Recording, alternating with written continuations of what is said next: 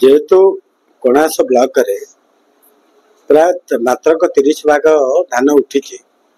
70 भाग धान एबे भी मंडी रे पड़ी रही चाषी घरे रही चाषी माने समस्ते एते माने से माने हस्तव्यस्त होकर रही जे तांकर जो उपार्जन से उपार्जन आज राज्य सरकार तांको निराश कर तेणु से उपलक्षे जेहेतु आम जानी पुरी जिला गोटे आमर कृषि जिला एवं एते समस्त कृषि उपर निर्भर करती स्पेसिफिक ये डालुओ धान सत्यवादी किसी अंचल एवं कणास एंटायर ब्लॉक ये समस्त डालुओ धान ही बचती कारण ये जेहेतु कणास समस्त नदी प्रवाहित होची महानदीर पानी सीधा सड़क चिलिका को निष्कासित होता है तेणु सबू नदी जो डालुओ धान समस्त निर्भर करती तेणु आज जेहेतु फसल जी होता सरकार जो घोषणा करते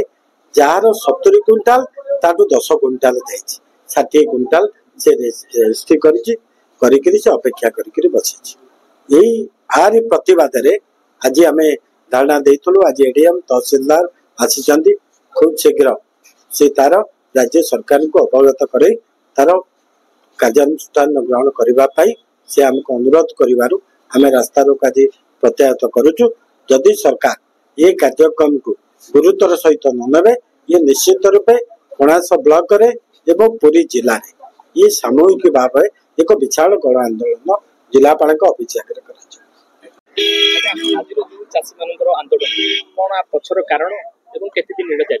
नहीं प्रथम आप समस्त धन्यवाद ये गोटे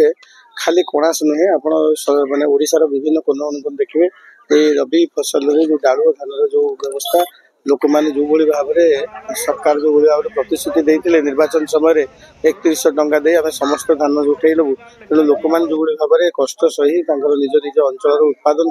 धान उत्पादन करवाई आज सरकार द्विधा होती आपड़ देखिए प्राय 30% मात्र धान उठी कणास अंचल ब्रह्मगिरी से अन्य से कथा कि कणास अंचल आउ गोटे कथा त्रुटिमुचित होती आप देखिए जो मान आयुष्मान करागला से निगला नहीं यहाँ दल भित्तिक कार्यक्रम कर दिया गला जो माने बीजेपी लोक तांकरी धान निगला आज हजार हजार चाषी कूल समस्त हताश हो बस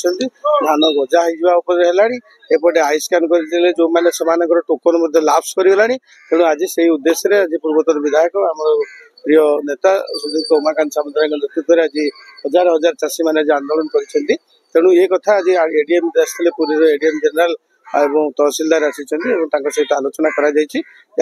खूब शीघ्र समाधान करा न जाए आगामी दिन में एक विराट एक आंदोलन नमस्कार मु किरणला सामंतराय निर्देशिका यूपीएनसीएस बैंक पुरी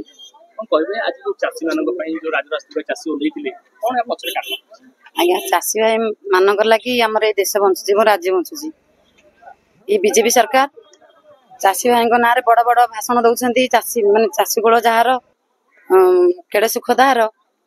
से सीना जोगाऊँ दुनिया कहार किंतु एक्चुअली चाषी कूल जार बड़ दुख तार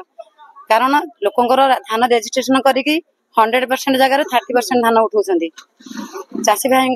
मान आर्थिक मानदंड को पूरा दोहलाई तेणुक आमर एतिक दाबी ये राज्य सरकार केमती चाषी मान सब धान उठातु एवं आमर चाषी मान दाबी पूरण करूँ।